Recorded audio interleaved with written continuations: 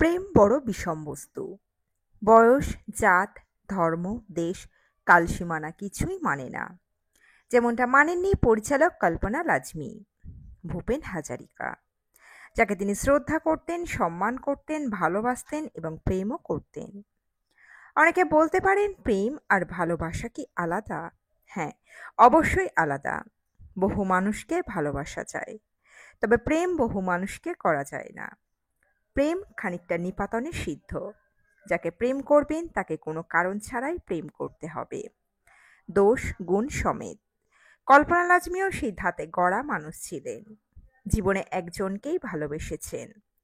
তার জন্য তিনি নিজের ক্যারিয়ার, কাজ সব ত্যাগ করে রাধার মতো লিভ ইন করেছেন। তিনি কল্পনা লাজমি। সময়টা 70-এর দশকের মাঝামাঝি। টিভির জন্য একটি বিশেষ সঙ্গীতানুষ্ঠান করা হবে, সাজো সাজো রব সেটে। ঠিক যেরকমভাবে এতদিন অনুষ্ঠান হয়ে এসেছে তেমনটা হবে না। গান যেন জীবনযাপন, আমাদের চলার পথের অঙ্গ হয়ে ওঠে, এমন ভঙ্গিতেই পুরোটা উঠে আসবে টিভিতে। ওই তো দেখা যাচ্ছে নদী বয়ে যাচ্ছে, কুল কিনারা কিছুই নেই। অথই জলের ভেতর বেজে উঠছে দুই ধারা, গঙ্গা ও পদ্মা। হঠাৎ দৃশ্যর ভেতর থেকে বেজে উঠল স্বর। কেউ গেয়ে উঠলেন চিরপরিচিত দরাজ গলায়, গঙ্গা আমার মা, পদ্মা আমার মা। মাথায় টুপি, হালকা করে ছাঁটা গোঁফ। ভূপেন হাজারিকা চলে যাচ্ছেন অন্য গানে। জীবন তরণীটি দুলে উঠছে একটু একটু।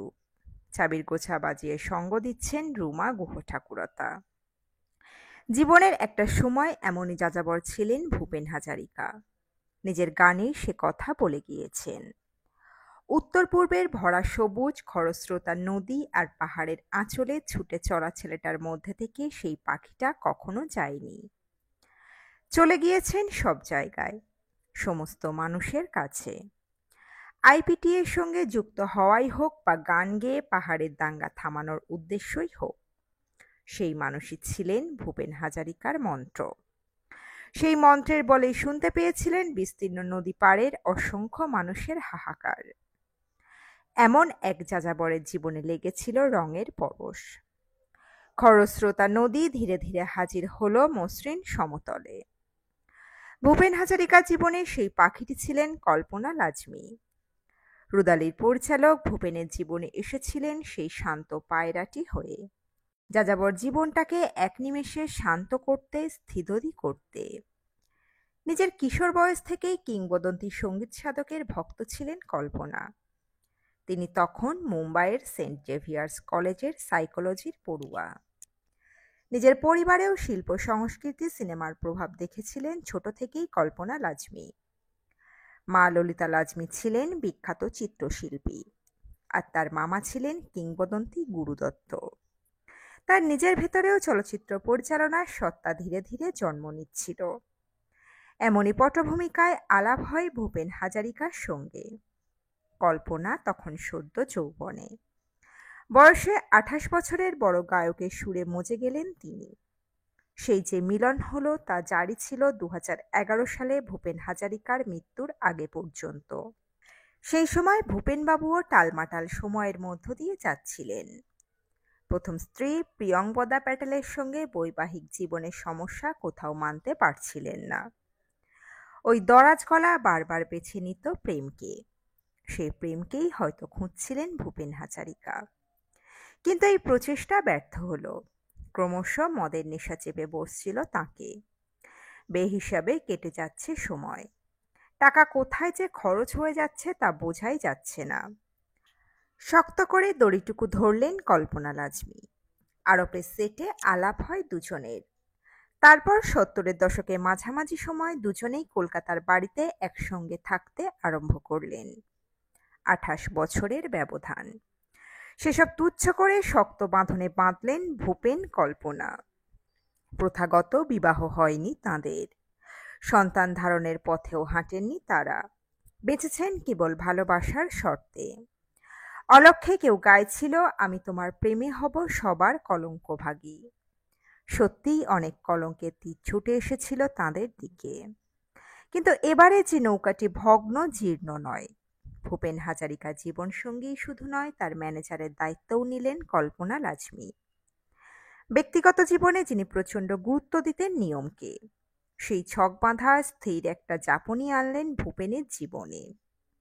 যাযাবরের ঘরে ফেরার গান। পরে নানা সময় ভূপেন হাজারিকাও বলেছিলেন কল্পনার এমন অবদানের কথা। তার প্রথম সিনেমা একপালের জন্য সঙ্গীত পরিচালনাও করেছিলেন। কল্পনা লাজমি রুদালির জন্য জাপানে এশিয়া প্যাসিফিক আন্তর্জাতিক চলচ্চিত্র উৎসবের সেরা সঙ্গীতের পুরস্কারটিও পান ভূপেন হাজারিকা। তার আগে আর কোনো ভারতীয় ওই মঞ্চে পুরস্কার পাননি। একই সঙ্গে এসেছিল সঙ্গীত নাটক একাডেমি দাদাসাহেব ফালকে পুরস্কার ও পদ্মভূষণ। ভূপেন হাজারিকা ভারতের সেই বিরল সন্তানদের মধ্যে একজন যিনি দেশের 4টে সর্বোচ্চ বেসামরিক সম্মান পেয়েছিলেন। কল্পনা লাজমি জীবনে না এলে যাযাবর জীবনটা আরও বৃদ্ধি পেত। কি হতো বলা কঠিন। যা হয়েছে তাই বা কম কি। সুরের ভেলায় কাটিয়ে দিয়েছেন দুজনে। বয়সের ব্যবধান মুছে এক হয়েছেন। তৈরি করেছেন সঙ্গীতের সংসার। সেখানে যত কটাক্ষই আসুক না কেন ভিতটুকু যে মজবুত। ভারতীয় সিনেমায় খুব কম পরিচালক রয়েছেন মাত্র 6টি সিনেমা তৈরি করে মানুষের মনে চিরকাল স্থান পাকা করে নিয়েছেন। সম্ভবত কল্পনা লাজমি একমাত্র ব্যক্তি যিনি এই অসাধ্য সাধন করতে পেরেছিলেন। মাত্র 17 বছর বয়সে প্রথমবার ভূপেন হাজারিকাকে দেখেন কল্পনা লাজমি। প্রথম দর্শনেই অনুরক্ত হয়ে পড়েন নিজের চেয়ে বড় মধ্যবয়সী এক ব্যক্তির প্রতি। পরে ধীরে ধীরে সেই অনুরাগ প্রেমে পরিণত হয়। প্রথম দিকে সে প্রেম অবশ্য কল্পনার একতরফাই ছিল। প্রিয়ঙ্বদার সঙ্গে তার বিবাহ বিচ্ছেদ হয়নি, কিন্তু একসঙ্গে থাকেননি।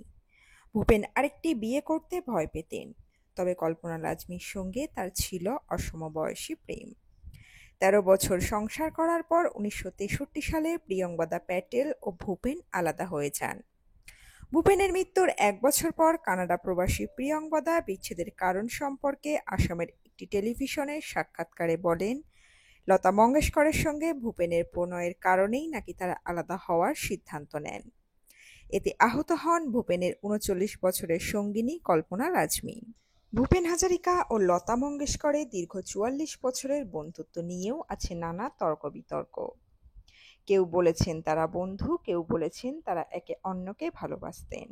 আর এই গুঞ্জনকেই সত্য বলে ধরে নেন তার ভক্তরা ভূপেনের অসুস্থতার সময়। সেই সময় এক সংবাদ মাধ্যম থেকে জানানো হয়েছিল মুম্বাইয়ের হাসপাতালে যখন রোগশয্যায় ভূপেন হাজারিকা তখন লতা মঙ্গেশকরের গানই চালিয়ে রাখতেন ছায়া সঙ্গিনী কল্পনা লাজমি। এরপরই তার মৃত্যুর 1 বছর পর স্ত্রী প্রিয়ঙ্বদা প্যাটেল আসামের এক সংবাদ মাধ্যমের কাছে ইন্টারভিউতে জানান, লতা মঙ্গেশকর কলকাতায় এলে ভূপেন বাবুকে আর কাছে পাওয়া যেত না। লতাকে নিয়ে তার ও প্রিয়ঙ্বদার মধ্যে টানাপোড়েনের ছবি খুঁজে পাওয়া যায় ভূপেনের আত্মজীবনী আমি এক যাযাবর বইতেও। কিন্তু প্রিয়ঙ্বদার এই অভিযোগের বিরোধিতা করেছিলেন সেই সময় তার ছায়াসঙ্গিনী কল্পনা লাজমি। কল্পনা বলেছিলেন, দুইজনের পবিত্র সম্পর্কে তথাকথিত প্রেম থাকলে আমি অন্তত জানতাম। কিন্তু ভূপেন ও লতার মৃত্যুর এত বছর পরও আজও সেই বিষয় নিয়ে বিতর্ক জারি আছে। নিজের আত্মজীবনী Bhupen Hazarika as I knew হিমের ছত্রে ছত্রে সেই কাহিনী তুলে ধরেছেন কল্পনা। নারী মনকে খুব ভালো বুঝেছেন লাজমি। সে কারণে তার সমস্ত সিনেমায় কেন্দ্রীয় চরিত্রে নারীরাই জায়গা করে নিয়েছে। রুদালি থেকে চিঙ্গারি পর্যন্ত। প্রথম সিনেমা একপাল মুক্তি পায় 1986 সালে। তার আগে অবশ্য বেশ কয়েকটি ডকুমেন্টারি বানিয়েছেন তিনি। শাবানা আজমি, নাসিরুদ্দিন শাহ এবং ফারুক শেখ অভিনীত ছবিটি তিনি একাধারে প্রযোজনা করেছেন এবং পরিচালনাও। গুলজার সাহেবের সঙ্গে সিনেমাটি লিখেছেনও। এই ছবিতে সঙ্গীত দিয়েছিলেন ভূপেন হাজারিকা। 1988 সালে দূরদর্শনের জন্য লোহিত কিনারে ধারাবাহিক পরিচালনার ভার পড়ে তার উপর। সিরিয়ালেও মুখ্য ভূমিকায় ছিলেন শাবানার বোন তানভি আজমি। বেশ কিছুদিন ব্রেক নিয়ে সিনেমায় ফিরে আসেন 1993 সালে রুদালি ছবির মাধ্যমে। ছবিটি বক্স অফিসে সাফল্য পায়নি ঠিকই, কিন্তু সমালোচকদের অকুণ্ঠ প্রশংসা পেয়েছিল। যার জন্য ছবিটি আজও সকলে মনে রেখেছেন তা হলো ছবির গান। ভূপেন হাজারিকার সঙ্গীত পরিচালনায় লতা মঙ্গেশকর, আশা ভোঁসলে এবং খোদ ভূপেন অবিস্মরণীয় গান গেয়েছেন বেশ কিছু। বয়সের ভারে ক্রমশ শরীরের অবনতি হতে থাকে ভূপেনের। সবকিছু ছেড়ে কল্পনা শেষ দিন পর্যন্ত ভূপেনের পাশে থেকেছেন। না, এর জন্য তিনি কোনো স্বীকৃতি পাননি, না সমাজের চোখে, না ভূপেনের আত্মীয়-স্বজনের চোখে। কল্পনা অবশ্য এসব নিয়ে কোনোদিন ভাবিত ছিলেন না। ধীরে ধীরে তার শরীরেও মারণরোগ ক্যান্সার বাসা বাঁধে। 2011 সালে ভূপেন হাজারিকা প্রয়াত হবার পর কল্পনা তার সমস্ত কাজ, তার লিগাসিকে রক্ষা করে গিয়েছেন। কল্পনার মৃত্যুর পর এই লিগাসির কি হবে তা নিয়ে যথেষ্ট দুশ্চিন্তাও ছিল তার। মৃত্যুশয্যাতেও যে দুশ্চিন্তা তার পিছু ছাড়েনি। সেজন্য চিকিৎসককে তিনি অনুরোধ করেছিলেন যাতে অ্যাম্বুলেন্সের ব্যবস্থা করে তাকে আত্মজীবনী প্রকাশ অনুষ্ঠানে নিয়ে যাওয়া হয়, কিন্তু সে অনুমতি আর মেলেনি। তবে তাতে মৃত্যু ঠেকানো যায়নি। 23 সেপ্টেম্বর 2018 যন্ত্রণার অবসান ঘটিয়ে চলে গিয়েছেন কল্পনা কল্পলোকে। সেখানে তিনি নিশ্চয়ই ভূপেনের দেখা পেয়েছেন, গান বাঁধছেন, হয়তো সিনেমাও তৈরি করছেন। সেখানে পুরস্কার নেই, তিরস্কারও নেই, শুধুমাত্র অফুরান প্রেমই তাদের মিলিয়ে রাখবে, রাধা কৃষ্ণের মতো। স্ত্রীর আগে কৃষ্ণের সঙ্গে প্রেমিকা রাধার নামই নেওয়া হয়। হিন্দি ছবির জগতে 7-8-এর দশকে হাতে গোনা মহিলাদের দেখা গিয়েছে ডিরেক্টরের চেয়ারে বসতে। তাদের মধ্যে অন্যতম ছিলেন কল্পনা লাজমি। গুরুদত্তের ভাইঝি কল্পনার মা খ্যাতনামা চিত্রশিল্পী ললিতা লাজমি। কল্পনার কেরিয়ারে শুরুতেই ইঙ্গিত ছিল ছক ভাঙার। সিনেমা নয়, 7-এর দশকে শুরুটা করেছিলেন শ্যাম বেনেগালের সহকারী হিসাবে।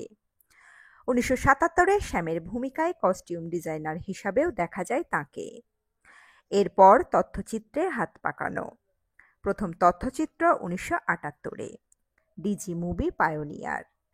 এর পরের কয়েক বছরে আরও এলো a work study in tea plucking বা অ্যালং দ্য ব্রহ্মপুত্রের মতো তথ্যচিত্র। এরপর নিজের পূর্ণদৈর্ঘ্যের ছবি।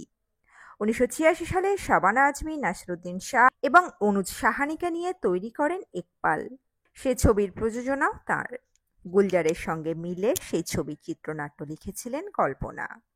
প্রথম ছবিতেই শুনিয়েছিলেন নারী ইচ্ছার কথা, একাকিত্ব এবং পরকীয়ার সম্পর্কের গল্প, যে বিষয়গুলি ছুঁয়েও দেখেননি হিন্দি ছবির বহু নির্মাতা। কিন্তু কল্পনার ছবির কাহিনীতে বারবার উঠে এসেছে বহু না ছোঁয়া বিষয়। পুরুষতান্ত্রিক সমাজকে চ্যালেঞ্জ ছুঁড়েছিলেন তার সিনেমার নায়িকারা। নারী পুরুষের গণ্ডি ছাড়িয়ে তার সিনেমাতেই শোনা গিয়েছে তৃতীয় লিঙ্গের কথাও। ব্যক্তিগত জীবনেও প্রথা ভেঙেছেন বারবার। তার ছবিতেও ফুটে উঠেছে সেই ছক ভাঙার কথা। ব্যক্তিগত জীবনেও দেখা গিয়েছে প্রথা ভাঙার ছবিটা। তার থেকে 28 বছরের বড় ভূপেন হাজারিকার সঙ্গে লিভ ইন নানা গসিপের জন্ম দিয়েছেন, কিন্তু তাতেও তিনি পরোয়া করেননি। নিজের শর্তেই নিজের জীবনটা কাটিয়েছেন। ভূপেন হাজারিকার অসুস্থতার জন্য নিজের কেরিয়ারকেও দূরে সরিয়ে রেখেছিলেন তিনি। একপালের পর ফিল্ম থেকে নেন লম্বা ব্রেক, মন দেন টেলিভিশনে। ছোট পর্দায় লোহিত কিনারে নিয়ে এলেন তিনি, মুখ্য চরিত্রে তানভি আজমি। সে সিরিয়ালও প্রবল জনপ্রিয় হয়। এরপর 1993-তে ফের সিনেমার পর্দায় দেখা যায় তার কাজ। এবার এলো রুদালি। মেনস্ট্রিমের নায়িকা ডিম্পল কাপাড়িকে নিয়ে রাজস্থানের পটভূমিতে গড়ে তোলা এক রুদালির কাহিনী। সেই সিনেমায় সেরা অভিনেত্রীর সম্মান পান ডিম্পল কাপাড়িয়া। প্রশংসিত হন কল্পনা লাজমিও। 1997 দারমিয়া কিরণ খের ও তাব্বুর পাশে দেখা গিয়েছিল ছোট পর্দায় নায়ক আরিফ জাকারিয়ার সমৃদ্ধ অভিনয়। মেনস্ট্রিম ছবির অভিনেতাদের কাছে ফের ফিরে গিয়েছেন কল্পনা। 2001-এ দমন দেখা যায় রবিনা ট্যান্ডনকে। ডিম্পলের মতোই সেবার সেরা অভিনেত্রীর জাতীয় পুরস্কার পান রবিনা। 2006-এ তার শেষ ছবিতে সুস্মিতা সেনকে নিয়ে চিঙ্গারি করলেও অবশ্য বক্স অফিসে সাফল্য পাননি। তবে বক্স অফিসের সাফল্য দিয়ে কল্পনার মতো মানুষকে বোধহয় পরিমাপ করা যায় না। অবশেষে মারণরোগ ক্যান্সারে ভুগে 23 সেপ্টেম্বর 2018 পরলোকে পাড়ি দেন কল্পনা লাজমি। তো বন্ধুরা, এই প্রতিবেদনে ছিল এতটুকুই। দ্রুত ফিরে আসছি এরকমই নতুন কোনো প্রতিবেদন নিয়ে। আপনাদের কোনো মন্তব্য থাকলে জানাবেন কমেন্ট বক্সে। অজানা গল্প চ্যানেলের সঙ্গে থাকার জন্য সকল দর্শক বন্ধুকে অসংখ্য ধন্যবাদ। দেখতে থাকুন, চোখ রাখুন অজানা গল্প চ্যানেলে।